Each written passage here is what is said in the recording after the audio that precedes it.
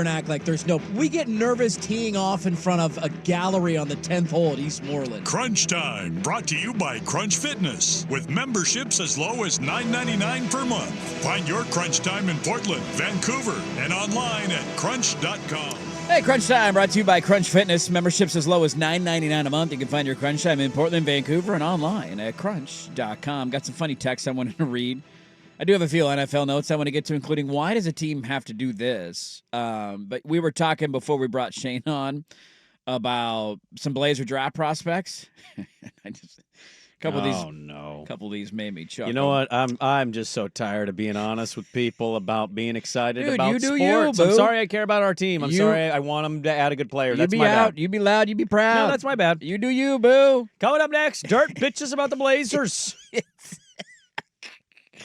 One listener chimed in, F yeah, purgatory talk, middle round draft picks that won't play on this bad team, hoping for the 10th seed injected straight into my veins. Oh, yeah. Another one, doesn't Blazer fan love every draft pick? No, I don't. Oh. I hated the Zach Collins one. Yeah, it was a lot to give up for old Zach Collins. Franchise cornerstone, though. Yeah.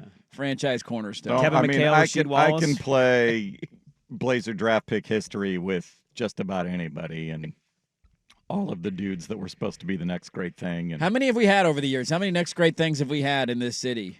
How many next How long MJs? have they been drafting players? He's got a lot of them over the years. I don't think, has there been a draft where fans haven't been like, yeah, dude, this is the guy? I think there's always one initially. Like, I think the Collins one, people have the initial takeaway of like, wait, what? 3 first-round picks for Zach Collins? That's what we're doing right now? But then after 48 hours, because it's all we got, we talk ourselves into it.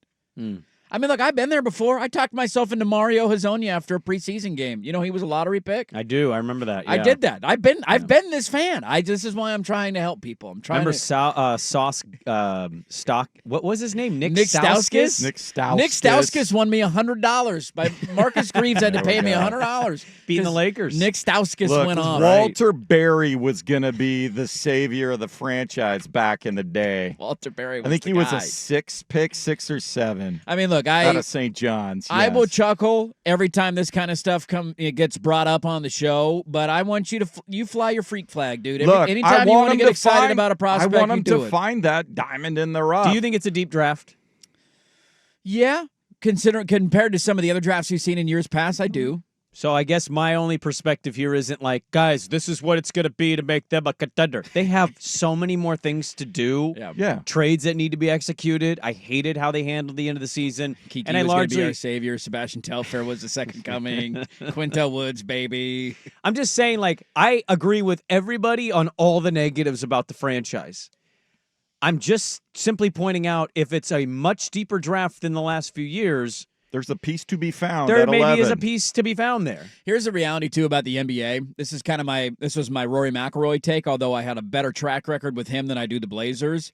And that is, like, if you just keep picking him to win, he's good. Like, at some point, he's going to win one of these things. I don't know when, but at some point he will. If you keep telling me every prospect's the next great thing, like, at some point you're going to be right. History just tells, like, at some point you're going to land somebody that you didn't see coming. And Charlotte Hornets line 2 with like a word. Well, that's not true every time, Dirt. That's true. Sometimes you get stuck with the $200 million player. Until this year, they got the 4th overall pick. Maybe they get the best guy in the draft. And here come the little old Hornets. You never know. They're flapping their wings and they're stinging you next season. I think what's happened on this program is because of how loud and angry you've become, I'm now kind of seen by a lot in the office and outside the office as Mr. Homer, always positive Blazer bro. And I'm like, no. I just don't share the same vengeance and rage as my co-host on all things Blazers. I did chuckle. I probably shouldn't do this, but sometimes I do enjoy doing it from time to time. I delved into our YouTube videos yesterday just to see, like, hey, what of our content from the show has been posted into our window into the fan, brought to you by Window Nation. And way to remember the sponsor. I would have not nailed that. It was pretty funny to read. The first one I pulled up was somebody commenting, isn't it hilarious how Blazer fans have been angry at Dirt all year? And now every national writer who covers a league saying anything about the Blazers is echoing the same exact thing he's been saying for a year. And I was like, you know what? Good for you. And then I popped on the next video, and I'm like, what do the comments say on this one? Multiple guys. This Dirt's got to get fired, okay? He doesn't know what he's talking about. Oh, they want you to be fired? He doesn't know what he's doing. How's this guy still got a job? And I was like, you know what?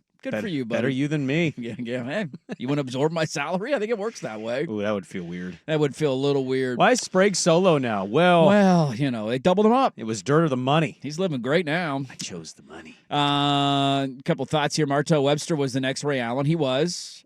You can correct me if the listener, if he's wrong. Somebody said I believe Billy Ray Bates was one of our next saved hero franchise players. Don't you badmouth Billy Ray Bates. I'm not badmouthing. I'm just a listener. Swag saying, will literally fight I have you. a soft spot in my heart for Billy Ray Bates. That's your Blazer fandom right there. That's when the inner Blazer fandom comes out of the small market, golly gee New willikers. Year's Billy Day, Ray Bates and Philadelphia Jason Swigard. 76ers beat him at the buzzer, half-court impound from Kermit Washington to Billy Ray at the rim, and they beat.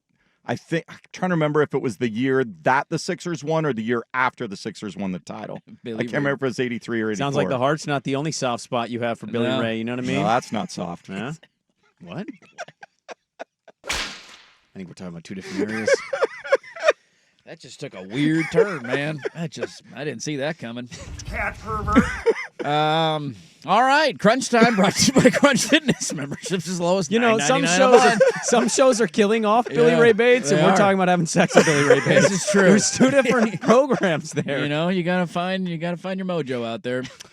They got locations. Low at Beaverton Division Center in Vancouver. Crunch Time. Crunch.com.